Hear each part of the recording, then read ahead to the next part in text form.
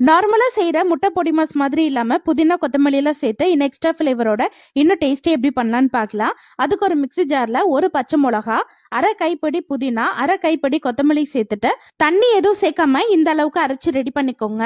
அடுத்து ஒரு பேன்ல 3 table spoon எண்ணெய், அரை டீஸ்பூன் சோம்பு, பொடியை கட் பண்ண 2 பெரிய வெங்காயம், கொஞ்சமா கருவேப்பிலை சேர்த்துட்டு நல்லா வதக்கி விட்டுக்கலாம். வெங்காயம் நல்லா வதங்கினோடனே அரை டீஸ்பூன் இஞ்சி பூண்டு விழுது நம்ம அரைச்ச மசாலாவையும் சேர்த்துட்டு இந்த எண்ணெயிலே நல்லா வதக்கி விட்டுக்கோங்க.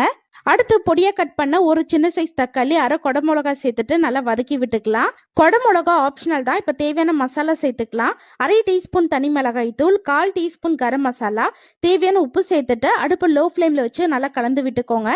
இல்லாட்டி சீக்கிரமா கலர் மாறிடும். இப்ப நல்லா எண்ணெய் பிரிஞ்சு வருது. இந்த ஸ்டேஜ்ல 5 முட்டையை உடைச்சு சேர்த்துட்டு உடனே கலந்து விடாம ஒரு 2 நிமிஷம் அப்படியே விட்டுட்டு அதுக்கப்புறம் லைட்டா கலந்து விட்டுக்கோங்க. லாஸ்டா அரை டீஸ்பூன் மிளகுத்தூள் சேர்த்துட்டு அடுப்பு ஹை ஃப்ளேம்ல வச்சுட்டு நல்லா கலந்து விட்டுக்கோங்க.